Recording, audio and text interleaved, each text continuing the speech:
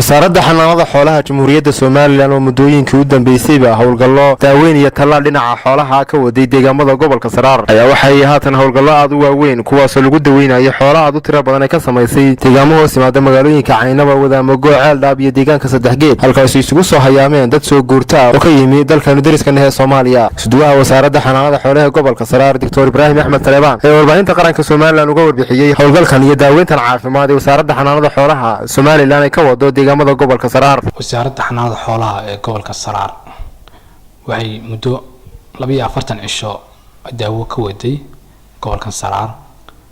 waa gobol xoolo badan waa gobol aad u baaxad weyn waa gobol aad u ballaaran saameyntii weynina abaarta meelihii saameyntii weyn dalka abaarta gobolada bari ka dhacay meelihii ku abaarta badnaa bay ahayd waana gobol saameyntaasi waxay ku reebtay dadkii xoolo badan baa ayaa abaartaasi ka baabisay kamadhay abaartaas oo la magac baxday abaartii sima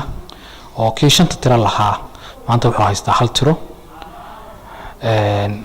anagoo barbar wadna wasiirka xanaanada xooluhu kooshaneer anka halkan report aan ka diyaarinayno oo aan ka buuxino iyo daaweyn intaba aan isbarbar wadno waa gobol ka kooban 7 degmo inkastoo aan nahay hal team laakiin dadaalkeeda aanu meelaha ka gaari karayno aan ka gaarnay oo aanu marka waxaan codsanaynaa in nala badiyo tiimamka gobolka Saraar oo gobol xoolo dhaqataa ka kooban 7 degmo oo dheer ahaan 260 kilomitir ah waana meelaha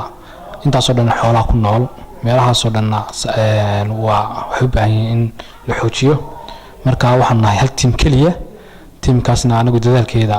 waan galnay laakiin waxaan codsanaynaa in nala badiyo oo nalagu soo daro 2 team oo kale si loo kordhiyo loo xoojiyo xafiisku wuxuu dardargeliyay dhammaan meelaha xoolaha ay ugu badan yihiin waxaanu daaweyn ka fudud aanu ka sameynay geela iyo arigaba aan daaweyn aan xoolaha daaweynay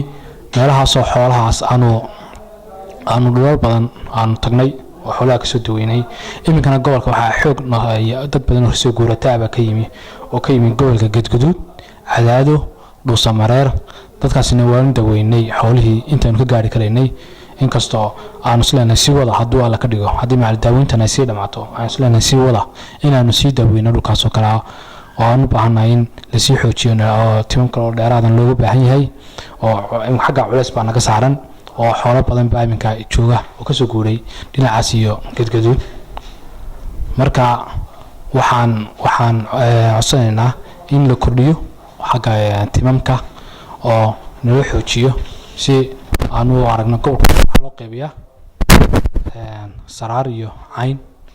waana in tiimam dheeraad ah oo la helaa oo muhiimad aad ugu jirta aan codsanaynaa dhowr jeerna aan codsanay jaamac boodacde warbaahinta qaranka Soomaaliland.